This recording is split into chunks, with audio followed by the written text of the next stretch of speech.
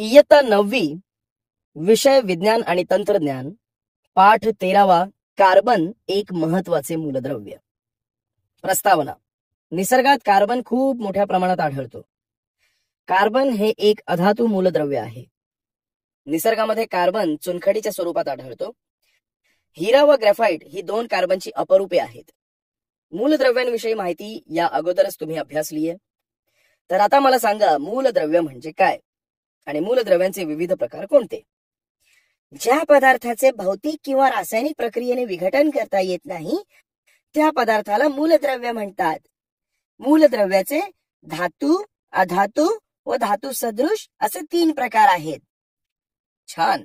मूलद्रव्यांचे विघटन करून वेगळा पदार्थ मिळत नाही. पदार्थाचे लहान कण म्हणजे रेणू.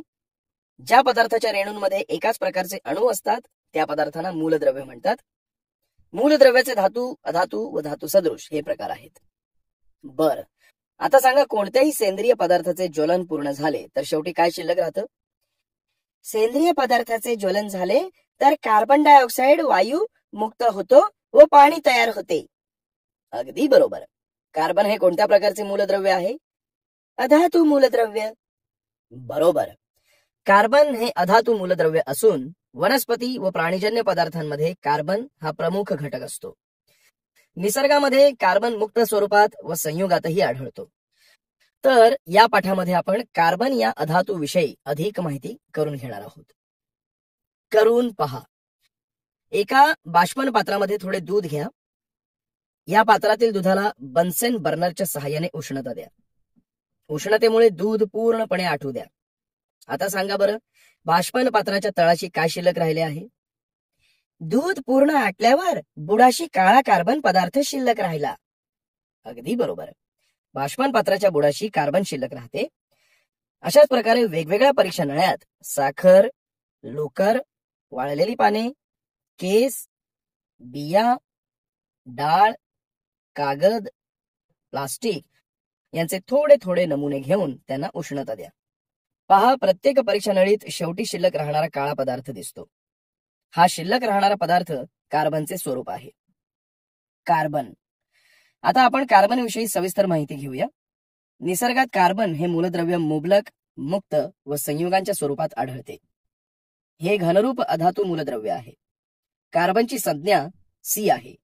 तर अणु अंक 6, अणु वस्तुमान 12, इलेक्ट्रॉन संरूपण 2, 4 आहे. कार्बनची संयुजा 4 आहे. हा तक्ता पहा. या तक्त्यामध्ये तुम्ही सकाळपासून रात्रीपर्यंत जे पदार्थ वापरता त्यांची नावे दिली आहेत. या तक्त्यातील शेवटच्या रकान्यातील पदार्थांचा विचार केला तर या प्रत्येक पदार्थामध्ये कार्बन हा एक महत्वाचा घटक आहे. संयुग. मुलांनो, मला सांगा, संयुग म्हणजे काय? ही संयुगे कशी तयार होतात? 2 किंवा त्यापेक्षा जास्त मूलद्रव्यांमध्ये रासायनिक अभिक्रिया घडून आल्यावर जो पदार्थ तयार होतो त्याला संयुग असं म्हणतात. वनस्पती, प्राणी, खनिजे यांपासून संयुगे मिळतात. अगदी बरोबर. वनस्पती व प्राणी यांच्यापासून प्रत्यक्ष व अप्रत्यक्षपणे संयुगे तयार होतात. या संयुगांना सेंद्रिय संयुगे असे म्हणतात. तर खनिजांपासून मिळणारी संयुगे ही असेंद्रिय संयुगे असतात. आपले अनुवांशिक गुणधर्म एका पिढीकडून दुसऱ्या पिढीकडे संक्रमित करणारे पेशीमध्ये असणारे DNA व RNA यामध्ये देखील कार्बन हा प्रमुख घटक असतो. जर्मन रसायनशास्त्रज्ञ वाहेलर यांनी अमोनियम सायनेट या असेंद्रिय संयुगापासून युरिया तयार केला. तेव्हापासून असेंद्रिय संयुगांपासून मोठ्या प्रमाणात सेंद्रिय संयुगे तयार करण्यात आली. या सर्व संयुगांमध्ये कार्बन हेच मुख्य मूलद्रव्य आहे हे स्पष्ट झाले. म्हणूनच सेंद्रिय रसायनशास्त्रास कार्बनी संयुगाचे रसायनशास्त्र असे म्हटले जाते. अमोनियम सायनेटला उष्णता दिल्यास अमोनियम कार्बाइड तयार होते. कार्बनचा आढळ. लॅटिन भाषेत कार्बो म्हणजे कोळसा, म्हणून या मूलद्रव्याला कार्बन हे नाव देण्यात आले. निसर्गामध्ये कार्बन हा मुक्त व संयुगावस्थेत आढळतो. मुक्त अवस्थेत कार्बन हिरा, ग्रॅफाइट या अवस्थेत आढळतो. तर संयुगावस्थेत कार्बन खालील संयुगांमध्ये आढळतो. 1. Carbon dioxide, calcium carbonate, marble, calamine. 2. दगडी कोळसा, पेट्रोलियम, नैसर्गिक वायू इत्यादी जीवाश्म इंधने. 3. पिष्टमय पदार्थ, प्रथिने, मेद अशी कार्बनी पोषण द्रव्ये. 4. नैसर्गिक धागे, सुती कपडे, लोकर, रेशीम यांमध्येही कार्बन आढळतो. विज्ञान कुपी. आपल्या पृथ्वीच्या कवचामध्ये 0.27% कार्बन असतो. तो कार्बोनेट, कोळसा, पेट्रोलियम या स्वरूपात आढळतो. तर वातावरणात असणारे कार्बनचे प्रमाण कार्बन डायऑक्साईडच्या स्वरूपात सुमारे 0.03% एवढे असते. महासागरांच्या तळाशी असलेल्या काही प्रकारच्या वनस्पती पाण्यातील कार्बनचे रूपांतर कॅल्शियम कार्बोनेट मध्ये करीत असतात. कार्बनचे गुणधर्म. कार्बनची अपरूपता. निसर्गात काही मूलद्रव्ये एकापेक्षा अधिक रूपात आढळतात. त्यांचे रासायनिक गुणधर्म सारखे असले तरी भौतिक गुणधर्म वेगवेगळे असतात. मूलद्रव्यांच्या या गुणधर्माला अपरूपता असं म्हणतात. कार्बन प्रमाणेच सल्फर, फॉस्फरस ही मूलद्रव्ये सुद्धा अपरूपता दाखवत असतात. कार्बनची अपरूपता स्फटिक रूप व अस्फटिक रूप अशा 2 प्रकारची असते. तर आता आपण त्याची अधिक माहिती घेऊया. कार्बनची अपरूपे. स्फटिक रूपे. 1. स्फटिक रूपातील कार्बनची रचना ही नियमित व निश्चित असते. 2. स्फटिक रूपातील पदार्थांचा द्रवणांक व उत्कलनांक जास्त असतो. 3. स्फटिक रूपातील पदार्थांना निश्चित भौमितिक रचना, तीक्ष्ण कडा व सपाट पृष्ठभाग असतो. उदाहरणार्थ हिरा, ग्रॅफाइट, फुलेरिन ही कार्बनची स्फटिक रूपे आहेत. तर कोक, कोल किंवा दगडी कोळसा ही कार्बनची अस्फटिक रूपे आहेत. यांची आपण सविस्तर माहिती घेऊ. हिरा म्हणजे डायमंड. हिरा हा अत्यंत मौल्यवान पदार्थ आहे. भारतामध्ये हिरा प्रामुख्याने कर्नाटकातील गोवळकोंडा व मध्य प्रदेशातील पन्ना इथे सापडतो. भारताप्रमाणेच दक्षिण Africa, Brazil, Belgium, Russia, America या देशातही हिरा सापडतो. रचना. ही बाजूची आकृती पहा. या आकृतीत दाखवल्याप्रमाणे हिऱ्यातील प्रत्येक कार्बन अणू शेजारील 4 कार्बन अणूंशी सहसंयोज बंधाने बांधलेला असतो. त्यामुळेच हिरा टणक बनतो. तो चतुष्कोनातील त्रिमितीय रचना दाखवतो. हिऱ्याचे गुणधर्म. 1. तेजस्वी व शुद्ध हिरा हा नैसर्गिक पदार्थात अत्यंत कठीण आणि किमती पदार्थ आहे. 2. हिऱ्याची घनता 3.5 ग्रॅम प्रति सेंटीमीटर घन आहे व हिऱ्याचा द्रवणांक हा 3500 अंश सेल्सिअस इतका आहे. 3. ऑक्सिजनच्या सानिध्यात हिरा तापवला तर 800 अंश सेल्सिअस तापमानाला कार्बन डायऑक्साईड म्हणजे CO2 वायुमुक्त होतो. या प्रक्रियेत कार्बन डायऑक्साईड शिवाय कोणतेही उत्पादित तयार होत नाही. 4. कोणत्याही द्रावणात हिरा विरघळत नाही. 5. आम्ल व आम्लारी यांचा हिऱ्यावर काहीही परिणाम होत नाही. 6. हिरा विद्युत दुर्वाहक असतो कारण त्यामध्ये मुक्त इलेक्ट्रॉन नसतात. हिऱ्याचे उपयोग. 1. काच कापण्यासाठी जे उपकरण वापरतात त्या उपकरणाच्या टोकाला हिरा वापरला जातो. त्याला हिरकणी असं म्हणतात. 2. खडकाला छिद्र पाडण्यासाठीही हिऱ्याचा उपयोग केला जातो. 3. विविध मौल्यवान दागिन्यांमध्ये हिऱ्याचा आभूषण म्हणून उपयोग केला जातो. 4. डोळ्यांची शस्त्रक्रिया म्हणजे ऑपरेशन करण्याच्या उपकरणामध्येही हिरा वापरला जातो. 5. हिऱ्याची भुकटी ही दुसऱ्या हिऱ्याला चकाकी देण्यासाठी वापरतात. 6. अवकाशात कृत्रिम उपग्रहामध्ये प्रारणांपासून संरक्षण देणाऱ्या खिडक्या तयार करण्यासाठी हिऱ्याचा उपयोग केला जातो. अशा प्रकारे हिरा हा खूप उपयोगी आहे. जगातला सर्वात मोठा हिरा कुलिनन हा 530.4 कॅरेट म्हणजेच 106.08 ग्रॅम वजनाचा आहे. तर जगातील सर्वाधिक शुद्ध हिरा म्हणून जॉन्कर हिऱ्याची नोंद आहे. आपला भारत देश कोहिनूर या हिऱ्यामुळे प्रसिद्ध होता. हा हिरा आंध्र प्रदेशातील गुंटूर या राज्यातील कोलगूर खाणीमध्ये 13व्या शतकात सापडला होता. या कोहिनूर हिऱ्याचे वजन 186 कॅरेट इतके आहे. हा हिरा सध्या इंग्लंडच्या राणीच्या खजिन्यात आहे. ग्रॅफाइट. रशिया, न्यूझीलंड, अमेरिका व भारतामध्ये नैसर्गिक स्वरूपात ग्रॅफाइट आढळते. ग्रॅफाइटचा शोध निकोलस जॅक्स कॉन्टी यांनी 1795 साली लावला. पेन्सिलमध्ये वापरले जाणारे लेड हे ग्रॅफाइट व मातीपासून बनवलेले असते. रचना. ही बाजूची आकृती पहा. या आकृतीत दाखवल्याप्रमाणे प्रत्येक अणू हा इतर 3 अणूंसोबत बंधित आहे. तो अणू असा बंधित आहे की त्यामुळे प्रतलीय षटकोन रचना तयार झालेली दिसून येते. ग्रॅफाइटचा स्फटिक हा अनेक पापुद्र्यांचा किंवा अणूच्या स्तरांचा बनलेला असतो. दाब दिल्यानंतर ग्रॅफाइटचे हे स्तर एकमेकांवर घसरतात. ग्रॅफाइटच्या एका पापुद्र्याला ग्राफिम असं म्हणतात. विद्युत धारा ग्रॅफाइट मधून वाहत असते हे समजण्यासाठी आपण एक कृती करूया. साहित्य. या कृतीसाठी पेन्सिल, विद्युतवाहक तारा, बॅटरी किंवा सेल, लहान बल्ब, पाणी, रॉकेल, परीक्षा नळ्या, पेन्सिलच्या आतील लेड हे साहित्य घ्या. कृती. सर्वप्रथम पेन्सिलमधील लेड काढून घ्या आणि तिचा स्पर्श हाताला कसा लागतो ते अनुभवा. तिचा रंग कसा आहे ते पहा. ती लेड हाताने तोडून पहा. आता ही बाजूची आकृती पहा. या आकृतीत दाखवल्याप्रमाणे पेन्सिलच्या दोन्ही टोकाला चिमटे लावा. चिमट्याच्या एका टोकाकडून विद्युतवाहक तार सेलमधून टाका व समोर बल्ब मधून तार पेन्सिलच्या दुसऱ्या टोकाच्या चिमट्याला लावा आणि विद्युत प्रवाह सुरू करा.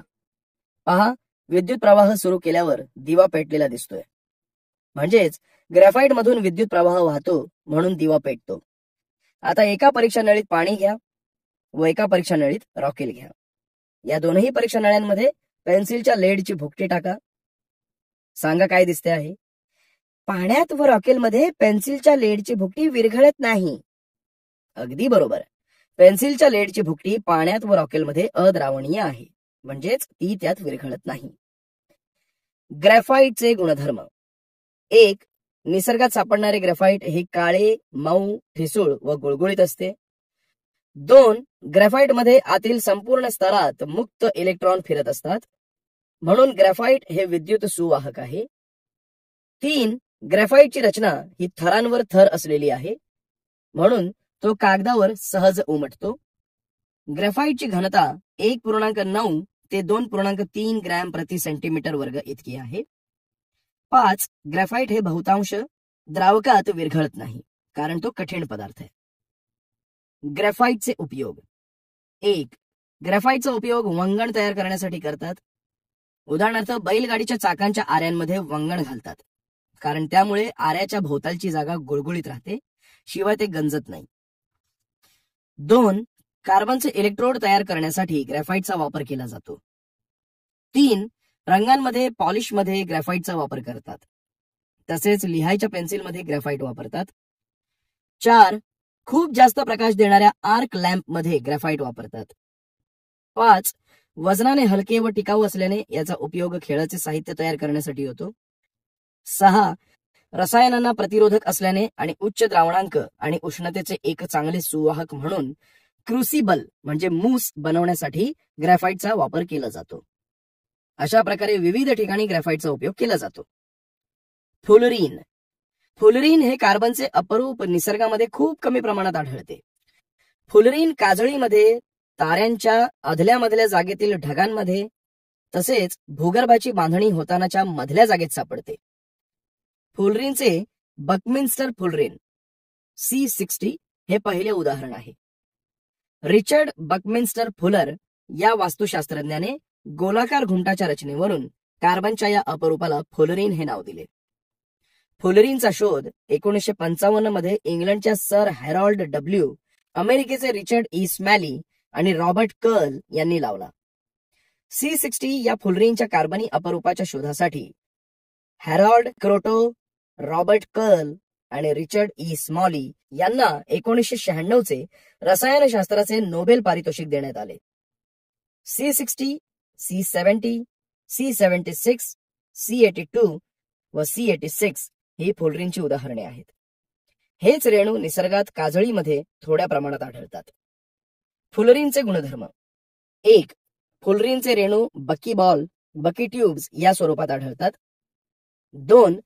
एका फुलरीनच्या रेणूत साधारण 30 ते 900 कार्बन अणू असतात. 3. फुलरीन कार्बनी द्रावकांमध्ये द्रावणीय असते. उदाहरणार्थ कार्बन डायसल्फाइड व क्लोरोबेन्झिन. आता आपण फुलरीनचे उपयोग काय आहेत ते अभ्यासूया. फुलरीनचे उपयोग. 1. फुलरीनचा उपयोग विसंवाहक म्हणून करतात. विसंवाहक म्हणजे विद्युत किंवा उष्णतेचे दुर्वाहक असणे. 2. जलशुद्धीकरणामध्ये फ्लोरीनचा उपयोग उत्प्रेरक म्हणून करतात. 3. एका ठराविक तापमानाला फ्लोरीन अतिवाहकता हा गुणधर्म दाखवतो. अस्फटिकी अपरूपे. मुलांनो, आतापर्यंत आपण कार्बनच्या स्फटिकी रूपांविषयी माहिती घेतली आहे. आता आपण कार्बनच्या अस्फटिकी रूपांविषयी माहिती घेऊ. या प्रकारच्या स्वरूपातील कार्बनची रचना ही नियमित नसते. दगडी कोळसा, लोणारी कोळसा, कोक ही कार्बनची अस्फटिकी रूपे आहेत. त्यांची आपण अधिक माहिती घेऊया. 1. दगडी कोळसा. दगडी कोळसा हे एक जीवाश्म इंधन आहे. यामध्ये कार्बन, हायड्रोजन व ऑक्सिजन असतात. यात थोड्या प्रमाणात नायट्रोजन, फॉस्फरस, सल्फर हेही असतात. हा कोळसा स्थायी रूपात सापडतो. याचे 4 प्रकार पुढील प्रमाणे आहेत. पीठ. कोळसा तयार होण्याची पहिली पायरी म्हणजे पीठ तयार होणे. यामध्ये पाण्याचे प्रमाण जास्त असते व कार्बनचे प्रमाण 60% पेक्षाही कमी असते. म्हणून हा कोळसा कमी उष्णता देतो. लिग्नाइट. जमिनीच्या आत वाढता दाब व तापमान यामुळे पीठचे रूपांतर लिग्नाइट मध्ये झाले. यामध्ये कार्बनचे प्रमाण 60 ते 70% असते. त्यामुळे कोळसा तयार होण्याची दुसरी पायरी म्हणजे लिग्नाइट होय. बिट्युमिनस. कोळसा तयार होतानाची तिसरी पायरी म्हणजे बिट्युमिनस होय. यामध्ये कार्बनचे प्रमाण 70% ते 90% इतके असते. अँथ्रासाइट. कोळशाचे सगळ्यात शुद्ध स्वरूप म्हणजे अँथ्रासाइट होय. हा कोळसा कठीण असतो. यामध्ये कार्बनचे प्रमाण 95% इतके असते. 2. चारकोल. चारकोल प्राणी व वनस्पती या दोन्हींपासून तयार होतो. प्राण्यांची हाडे, शिंगे यापासून चारकोल तयार करतात. तर वनस्पतींपासून तयार होणारा चारकोल हा लाकडाला अपुऱ्या हवेत केलेल्या ज्वलनापासून तयार होतो. हा घरातील शेगड्यांमध्ये इंधन म्हणून वापरतात. आता आपण कोळशाचे काय उपयोग आहेत ते समजून घेऊ. कोळशाचे उपयोग. 1. कोळसा हा कारखान्यात, घरी, हॉटेलमध्ये अशा विविध ठिकाणी इंधन म्हणून वापरतात. 2. कोक, कोल गॅस व कोल टार मिळवण्यासाठी कोळशाचा वापर केला जातो. 3. औष्णिक विद्युत केंद्रांमध्ये विद्युत निर्मितीसाठी कोळसा वापरतात. 3. कोक. दगडी कोळशामधून कोल गॅस काढून घेतल्यानंतर जो शुद्ध कोळसा उरतो त्यालाच कोक असं म्हणतात.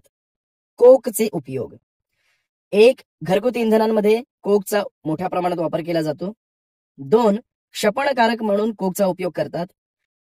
क्षपण म्हणजे क्षय करणारा, म्हणजेच एखाद्या पदार्थातून काही पदार्थाला वेगळे करण्यासाठी किंवा त्यांचा क्षय करण्यासाठी कोकची मदत घेतली जाते. 3. वॉटर गॅस म्हणजेच CO अधिक H2 व प्रोड्युसर गॅसच्या म्हणजेच CO अधिक H2 अधिक CO2 अधिक N2 निर्मितीमध्येही कोकचा उपयोग केला जातो. अशा प्रकारे आपण कार्बनच्या स्फटिकी व अस्फटिकी रूपांविषयी माहिती घेतली आहे. हायड्रोकार्बन्स. मूलभूत सेंद्रिय संयुगे. जास्तीत जास्त सेंद्रिय संयुगात कार्बन व हायड्रोजन या मूलद्रव्यांचा समावेश असतो. म्हणून या मूलभूत संयुगांना मूळ संयुगे असं म्हणतात. यांना सेंद्रिय कार्बन असेही म्हणतात. कार्बनचे इलेक्ट्रॉन संरूपण 2-4 आहे. म्हणून कार्बन अणूच्या दुसऱ्या कक्षेत 4 इलेक्ट्रॉन मिळाले, तर शेवटच्या कक्षेतील अष्टक पूर्ण झाल्याने त्याचे इलेक्ट्रॉन संरूपण त्याच्या जवळच्या निष्क्रिय वायू म्हणजेच निऑन 2-8 प्रमाणे स्थिर होते. म्हणून कार्बनची संयुजा 4 आहे. म्हणजेच या ठिकाणी इलेक्ट्रॉनची देवाणघेवाण होत नाही, तर त्यांची भागीदारी होते. म्हणजेच तो दुसऱ्या कार्बन सोबत अथवा दुसऱ्या मूलद्रव्याच्या अणूसोबत 4 सहसंयोज बंध म्हणजेच कोव्हॅलंट बॉन्ड तयार करू शकतो. आता ही बाजूची आकृती पहा. या आकृतीत दाखवल्याप्रमाणे जेव्हा कार्बन प्रत्येकी 1 इलेक्ट्रॉन अशा प्रकारे 4 हायड्रोजन अणूंबरोबर 4 इलेक्ट्रॉनची भागीदारी करून CH बंध तयार करतो, त्यावेळेस मिथेन CH4 चा रेणू तयार होतो. सहसंयोज संयुगांचे गुणधर्म. 1. सहसंयोज संयुगांचा द्रवणांक व उत्कलनांक कमी असतो. 2. सामान्यतः पाण्यामध्ये सहसंयोज संयुगे अद्रावणीय आणि सेंद्रिय द्रावकात द्रावणीय असतात. 3. सहसंयोज संयुगे उष्णता आणि विद्युत यांचे कमी प्रमाणात वाहक असतात. संतृप्त आणि असंतृप्त हायड्रोकार्बन. संतृप्त हायड्रोकार्बन. ज्या हायड्रोकार्बनच्या सर्व कार्बन अणूंमध्ये फक्त एकेरी बंध असतो त्यांना संतृप्त हायड्रोकार्बन असं म्हणतात. उदाहरणार्थ इथेन आणि प्रोपेन. असंतृप्त हायड्रोकार्बन. काही हायड्रोकार्बन मध्ये 2 कार्बन अणूंमध्ये बहुबंध असतात. हा बहुबंध दुहेरी किंवा तिहेरी असतो. म्हणून ज्या हायड्रोकार्बन मध्ये किमान एक बहुबंध असतो त्यांना असंतृप्त हायड्रोकार्बन म्हणतात. उदाहरणार्थ इथिन, इथाईन, प्रोपेन, प्रोपाईन. कार्बन मधील बंध या चिन्हाने दाखवतात. एक चिन्ह म्हणजे एकेरी बंध, 2 चिन्ह म्हणजे दुहेरी बंध. बरं, मला सांगा, कार्बनच्या 2 अणूंमध्ये सहसंयोज बंध होतो तेव्हा त्या अणूवर प्रभार निर्माण होतो का? नाही. अगदी बरोबर. बरं, मग मला सांगा, 2 कार्बन अणूंमधील एकेरी बंध मजबूत व स्थिर का असतो? कारण कार्बन अणू इतर अणूंसोबत सहसंयोज बंध करून कार्बन अणूंची साखळी म्हणजेच शृंखला तयार करू शकतो. 2 कार्बन अणू त्यांच्या संयोजा इलेक्ट्रॉनची परस्परात भागीदारी करतात. त्यामुळे निर्माण होणारे एकेरी बंध हे सहसंयोज बंध असतात व हे बंध मजबूत व स्थिर असतात. बरोबर. कार्बनची विद्राव्यता. कार्बन हा कोणकोणत्या पदार्थांमध्ये विद्राव्य आहे हे पाहण्यासाठी आपण एक कृती करूया. साहित्य. या प्रयोगासाठी 3 शंकुपात्रे, ढवळणी हे साहित्य घ्या. रसायने, पाणी, रॉकेल, खाद्यतेल, कोळशाची पूड किंवा भुकटी घ्या. कृती. प्रथम 3 शंकुपात्रे घेऊन त्यामध्ये एका शंकुपात्रात खाद्यतेल, एकामध्ये पाणी व एकामध्ये रॉकेल घ्या. आता प्रत्येक शंकुपात्रामध्ये अर्धा चमचा कोळशाची पूड टाका व ढवळणीने ढवळा. पहा, पाणी, रॉकेल व खाद्यतेल यांपैकी कोणत्याच द्रावणात कोळशाची पूड विरघळत नाही. यावरून आपल्या लक्षात येते की कार्बन कोणत्याही द्रावणात विरघळत नाही. आता आपण कार्बनची ऑक्सिजन बरोबर अभिक्रिया कशी होते ते प्रयोगाद्वारे समजून घेऊ. कार्बनची ऑक्सिजन बरोबर अभिक्रिया. या प्रयोगासाठी कोळसा, काड्यापेटी, ओला निळा लिटमस पेपर हे साहित्य घ्या. ही आकृती पहा. या आकृतीत दाखवल्याप्रमाणे कोळसा पेटवून घ्या. कोळसा पेटल्यानंतर त्यातून निघणाऱ्या वायूवर ओला निळा लिटमस पेपर धरा. आता तुम्ही मला सांगा, कोळसा पेटल्यावर त्याची हवेतील कोणत्या वायू बरोबर अभिक्रिया होते? ऑक्सिजन वायू बरोबर. छान. कोळसा पेटल्यानंतर हवेतील ऑक्सिजन वायू बरोबर त्याची अभिक्रिया होते. बरं, आता या कृतीतून कोणता पदार्थ तयार झाला आणि लिटमस पेपर मध्ये काय बदल झाला? लिटमस पेपर तांबडा झाला. अगदी बरोबर. ओला निळा लिटमस तांबडा झाला. या कृतीतून होणारी रासायनिक अभिक्रिया पुढील प्रमाणे आहे. कार्बनची ऑक्सिजन बरोबर अभिक्रिया होऊन कार्बन डायऑक्साईड तयार झाला. आता आपण चुन्याच्या निवळीची कार्बन डायऑक्साईड बरोबर अभिक्रिया कशी होते ते पाहूया. या कृतीसाठी परीक्षा नळी, ट्रॉ, चुन्याची निवळी इत्यादी साहित्य घ्या. ही आकृती पहा. या आकृतीत दाखवल्याप्रमाणे एका परीक्षा नळीत ताजी चुन्याची निवळी घ्या. स्ट्रॉच्या मदतीने थोडा वेळ फुंकर घाला. सांगा, फुंकर घातल्यानंतर तुम्हाला काय दिसले? चुन्याची निवळी पांढरी होताना दिसली. बरोबर. चुन्याची निवळी पांढरी झाली कारण फुंकर घातल्यानंतर हवेतील कार्बन डायऑक्साईडची चुन्याच्या निवळीशी अभिक्रिया होऊन अद्रावणीय असे पांढऱ्या रंगाचे कॅल्शियम कार्बोनेट तयार झाले. पांढऱ्या रंगाचे कॅल्शियम कार्बोनेट तयार झाल्याने ती निवळी पांढरी होते. अशा प्रकारे आपण कार्बनची अभिक्रिया व चुन्याच्या निवळीची कार्बन डायऑक्साईड बरोबर अभिक्रिया कशी होते हे प्रयोगाद्वारे पाहिले आहे. Carbon dioxide. कार्बन डायऑक्साईड हा वायू हवेमध्ये मुक्त स्वरूपात आढळून येतो. उच्च वासावाटे बाहेर पडणाऱ्या हवेत सुमारे 4% कार्बन डायऑक्साईड हा वायू असतो. खडू, शहाबादी फरशी यामध्ये कार्बन डायऑक्साईड संयुगावस्थेमध्ये आढळून येतो. लाकूड, कोळसा या इंधनांच्या ज्वलनातूनही कार्बन डायऑक्साईड वायू बाहेर टाकला जातो. कार्बन डायऑक्साईडचे रेणुसूत्र CO2 आहे, तर रेणू वस्तुमान 44 आहे. कार्बन डायऑक्साईडचा द्रवणांक ऋण 56.6 अंश सेल्सिअस इतका आहे. आता आपण कार्बन डायऑक्साईड वायू कसा तयार होतो ते प्रयोगाद्वारे समजून घेऊ. कार्बन डायऑक्साईड वायू तयार करणे. साहित्य.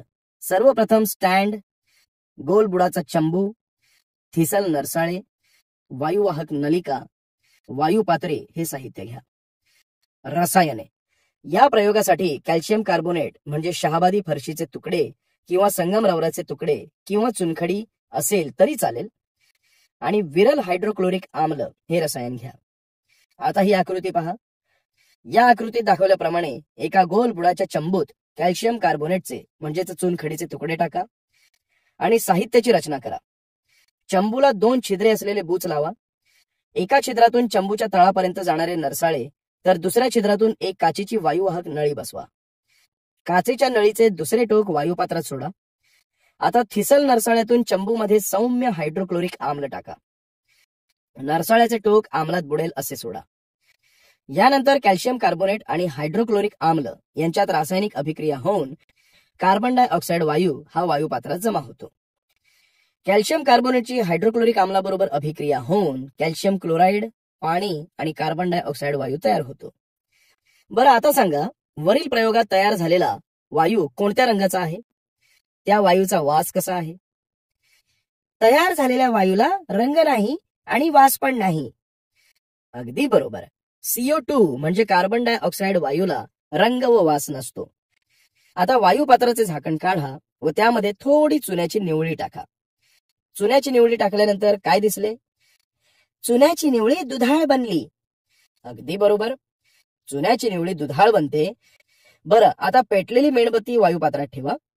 सांगा काय झालं? मेणबत्ती विझली.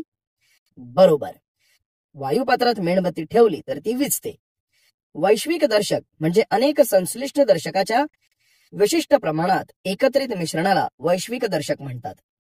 आता वैश्विक दर्शकाचे थोडे द्रावण कार्बन डायऑक्साईडने भरलेल्या वायुपात्रात टाका. सांगा काय झालं? वैश्विक द्रावण अधिक ऍसिडिक बनते. बरोबर. आता वायुपात्रात थोडे पाणी टाकून वायुपात्र हलवा. हे वायुपात्र हलवल्यानंतर पाण्यापासून कार्बोनिक आम्ल म्हणजेच H2CO3 तयार झाले. बरं, आता कार्बन डायऑक्साईडच्या वायुपात्रात निळा व लाल लिटमस कागद ओला करून टाका. काय दिसले तुम्हाला यामध्ये? ओला निळा लिटमस लाल झाला तर लाल लिटमस लालच राहिला आहे. अगदी बरोबर. कार्बन डायऑक्साईडच्या वायुपात्रात ओला निळा लिटमस लाल होतो व लाल लिटमस हा लालच राहतो. वरील प्रयोगाच्या निरीक्षणाच्या नोंदी आपण खालील तक्त्यात लिहू. या नोंदींवरून कार्बन डायऑक्साईडचे भौतिक गुणधर्म स्पष्ट होतात, तसेच रासायनिक गुणधर्मही स्पष्ट होतात. कार्बन डायऑक्साईडचे भौतिक गुणधर्म. 1. कार्बन डायऑक्साईडला वास, रंग नसतो. 2. कार्बन डायऑक्साईड वायू हवेपेक्षा जड असतो. 3. कार्बन डायऑक्साईड पाण्यात अल्प प्रमाणात विरघळतो.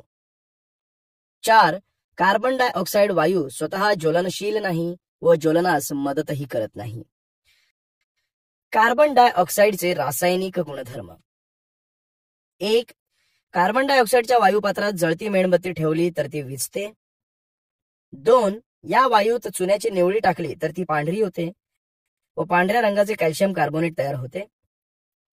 3. या वायूचा उपयोग करून पाण्याच्या मदतीने H2CO3 म्हणजेच कार्बोनिक आम्ल तयार होते. 4. कार्बन डायऑक्साईड मध्ये ओला निळा लिटमस लाल होतो व लाल लिटमस लालच राहतो. 5. सोडियम हायड्रोक्साईडच्या जलीय द्रावणातून कार्बन डायऑक्साईड पाठवला तर सोडियम कार्बोनेट म्हणजेच धुण्याचा सोडा मिळतो. या सोडियम कार्बोनेटच्या रासायनिक अभिक्रियेचे समीकरण असे आहे. 6.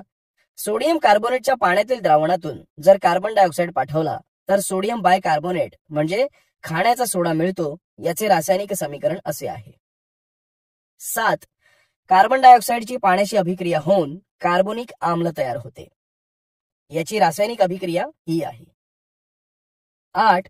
चुन्याच्या निवळीतून कार्बन डायऑक्साईड पाठवला तर चुन्याची निवळी पांढरी होते व पांढऱ्या रंगाचे कॅल्शियम कार्बोनेट व पाणी तयार होते. याचे रासायनिक समीकरण असे आहे. कार्बन डायऑक्साईडचे उपयोग. 1. फसफसणारी शीतपेये तयार करण्यासाठी कार्बन डायऑक्साईडचा वापर केला जातो, उदाहरणार्थ थम्सअप, कोको कोला इत्यादी. 2. स्थायू स्वरूपातील कार्बन डायऑक्साईड म्हणजेच शुष्क बर्फाचा वापर फ्रीजमध्ये पदार्थ थंड करण्यासाठी करतात. 3. सिनेमा किंवा नाटकांमध्ये धुक्याचा एखादा क्षण दाखवायचा असेल तर शुष्क बर्फाचा वापर केला जातो. 4. अग्निशामक यंत्रामध्ये रासायनिक अभिक्रियेने तयार होणाऱ्या किंवा दाबाखाली ठेवलेल्या कार्बन डायऑक्साईडचा वापर करतात. 5. पर्यावरणाला पूरक असणाऱ्या ड्राय क्लीनर मध्ये द्रवरूप कार्बन डायऑक्साईडचा उपयोग केला जातो. 6. कॉफीमध्ये कॅफिन हा घटक असतो, तो काढून टाकण्यासाठी द्रव रूपातील कार्बन डायऑक्साईडची मदत घेतली जाते. 7. वनस्पतींना प्रकाश संश्लेषण क्रियेमध्ये हवेतील कार्बन डायऑक्साईडचा उपयोग होतो. अशा प्रकारे स्थायू, द्रव, वायू अवस्थेतील कार्बन डायऑक्साईड खूप महत्वाचा आहे. तो सर्व प्रकारे आपल्याला मदत करतो. अग्निशामक यंत्र. अग्निशामक यंत्र हे आग विझवण्यासाठी खूप उपयोगी पडते. या यंत्रामध्ये असणाऱ्या रचनेमुळे आपण आगीवर बऱ्याच प्रमाणात नियंत्रण आणू शकतो. अग्निशामक यंत्रामध्ये सोडियम बायकार्बोनेटची पावडर असते. ही बाजूची आकृती पहा. या आकृतीत दाखवल्याप्रमाणे एका काचेच्या कुपीमध्ये सल्फ्युरिक आम्ल असते. त्या बाटलीवर एक कळ असते. ती कळ दाबल्यावर ती कुपी फुटते व त्यातील सल्फ्युरिक आम्ल सोडियम बायकार्बोनेटवर पडते. त्यानंतर यांच्यात रासायनिक अभिक्रिया होते व कार्बन डायऑक्साईड हा वायू मुक्त होऊन बाहेर पडतो. कार्बन डायऑक्साईड अग्निशामके ही क्षरण न होणारी व वीज प्रवाहाला प्रतिबंध घालणारी असते. म्हणून विद्युत उपकरणे व यंत्रांना लागलेल्या आगी विझवण्यासाठी ही अग्निशामके वापरतात. कार्बन डायऑक्साईड अग्निशामके ही कमी प्रमाणातील आग विझवण्यासाठी वापरतात. परंतु जेव्हा आगीचे प्रमाण जास्त असते त्यावेळी कार्बन डायऑक्साईड अग्निशामके अपुरी पडतात. त्यामुळे आगीवर नियंत्रण आणणे कठीण होते. आधुनिक अग्निशामक यंत्रामध्ये स्थायूरूप व द्रवरूप कार्बन डायऑक्साईड दाबाखाली भरलेला असतो. दाब कमी केल्यावर तो वायुरूप अवस्थेत येतो व जोराने नळीतून बाहेर पडतो. सोडियम हायड्रोजन कार्बोनेटची सल्फ्युरिक आम्लासोबत अभिक्रिया होऊन सोडियम सल्फेट, पाणी व कार्बन डायऑक्साईड तयार होतो. अशा स्वरूपातील रासायनिक अभिक्रिया अग्निशामक यंत्रामध्ये घडून येते. सध्या वेगवेगळ्या प्रकारच्या आगीवर नियंत्रण आणण्यासाठी वेगवेगळ्या प्रकारची अग्निशामक यंत्रे वापरली जातात. मिथेन. मिथेन वायू हा अतिशय उपयोगी वायू आहे. मिथेन वायूचे ज्वलन झाल्यानंतर त्यातून कार्बन डायऑक्साईड वायू खूप कमी प्रमाणात बाहेर पडतो. तर आता आपण त्याविषयी अधिक विस्ताराने माहिती घेऊ. आढळ. 1. नैसर्गिक वायूमध्ये सुमारे 87% मिथेन वायू आढळतो. 2. जैविक पदार्थाच्या हवेच्या अनुपस्थितीत होणाऱ्या विघटनामुळे CH4 म्हणजे मिथेन वायू निर्माण होतो. 3. बायोगॅस तसेच कोळशाच्या खाणीमध्येही मिथेन वायू आढळून येतो. 4. मिथेन वायू दलदलीच्या पृष्ठभागावर आढळून येतो, म्हणून याला मार्श गॅस असेही म्हणतात. 5. प्रयोगशाळेमध्ये हायड्रोजन व कार्बन मोनॉक्साईड यांचे मिश्रण 300 अंश सेल्सिअसला निकेल या उत्प्रेरकाच्या उपस्थितीमध्ये तापवले तर मिथेन वायू तयार होतो. 6. मिथेन नैसर्गिक वायूच्या भंजक ऊर्ध्व पतनाने मिळवता येतो. म्हणजेच कार्बनचा प्रत्येकी एक इलेक्ट्रॉन 4 हायड्रोजन अणूंबरोबर 4 इलेक्ट्रॉनची भागीदारी करून 4 CH बंध तयार होतो. अशा प्रकारे आपल्याला मिथेन वायू वेगवेगळ्या ठिकाणी वेगवेगळ्या माध्यमातून मिळतो. मिथेनचे भौतिक गुणधर्म. 1. मिथेनचा द्रवणांक ऋण 182.5 अंश सेल्सिअस तर उत्कलनांक ऋण 161.5 अंश सेल्सिअस आहे. 2. मिथेन हा वायू रंगहीन आहे. 3. द्रवरूप मिथेनची घनता पाण्याच्या घनतेपेक्षा कमी असते. 4. मिथेन हा वायू पाण्यामध्ये थोड्या प्रमाणात द्रावणीय असतो. तर गॅसोलिन, इथर, अल्कोहोल यांसारख्या सेंद्रिय द्रावकांमध्ये तो जास्त प्रमाणात द्रावणीय असतो. 5. मिथेन हा कक्ष तापमानाला वायू अवस्थेत असतो. मिथेनचे रासायनिक गुणधर्म. 1. मिथेन हा वायू ज्वालाग्रही आहे, म्हणजेच तो पेट घेतो. हा वायू जळत असताना त्याची ऑक्सिजन बरोबर अभिक्रिया होताना निळसर रंगाची ज्योत मिळते. या अभिक्रियेतून 213 किलो कॅलरी प्रति मोल इतकी उष्णता बाहेर टाकली जाते. मिथेन वायू पूर्णतः जळतो. याची रासायनिक अभिक्रिया अशी आहे. 2. अतिनील किरणांच्या उपस्थितीमध्ये 250 अंश सेल्सिअस ते 400 अंश सेल्सिअस तापमानाला मिथेन व क्लोरीन वायूमध्ये अभिक्रिया होते व मिथिल क्लोराईड म्हणजेच क्लोरोमिथेन व हायड्रोजन क्लोराईड तयार होते. या अभिक्रियेला मिथेनचे क्लोरिनेशन असे म्हणतात. याची रासायनिक अभिक्रिया अशी आहे. मिथेनचे उपयोग. 1. नैसर्गिक वायू स्वरूपातील मिथेनचा उपयोग वस्त्रोद्योग, अन्न प्रक्रिया उद्योग, कागद निर्मिती उद्योग, पेट्रोल शुद्धीकरण अशा उद्योगात करतात. 2. मिथेनच्या ज्वलनातून बाहेर पडणाऱ्या कार्बन डायऑक्साईडचे प्रमाण खूप कमी असते, त्यामुळे घरगुती इंधन म्हणून मिथेनचा उपयोग केला जातो. 3. Ethanol, methyl chloride, methylene chloride तसेच अमोनिया व ऍसिटिलीन या कार्बनी संयुगांच्या निर्मितीसाठी मिथेनचा वापर मोठ्या प्रमाणात केला जातो. अशा प्रकारे विविध ठिकाणी मिथेनचा वापर केला जातो. 1776 ते 1778 दरम्यान अलेक्झांड्रो वोल्टा यांना दलदलीतील वायूचा अभ्यास करताना मिथेन वायूचा शोध लागला. त्यानंतर मिथेन वायूच्या संदर्भात विविध शोध लावले गेले व त्याचा उपयोग करून घेतला गेला. बायोगॅस संयंत्र.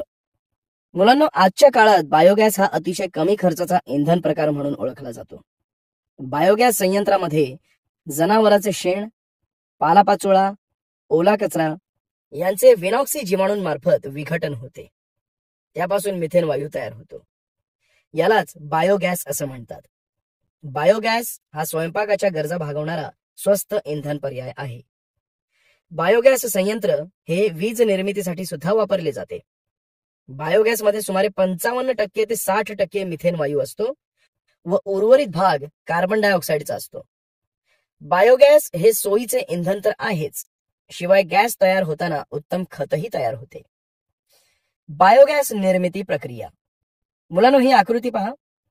या आकृतीत दाखवल्याप्रमाणे या संयंत्राच्या अगदी तळाशी जमिनीच्या आतमध्ये विघटन टाकी असते. त्यावर शेण व पाणी यांचे मिश्रण करून थर दिला जातो. तसेच या टाकीच्या एका बाजूला शेणाचा राळा व पाणी यांचे मिश्रण असणारी टाकी व दुसऱ्या बाजूला उत्प्रवाह टाकी असते. तसेच वायू बाहेर पडण्यासाठी व्यवस्था केलेली असते. बायोगॅसची निर्मिती प्रक्रिया ही विनॉक्सी प्रकारची असते व ती 2 टप्प्यांमध्ये घडून येते. 1. आम्ल निर्मिती.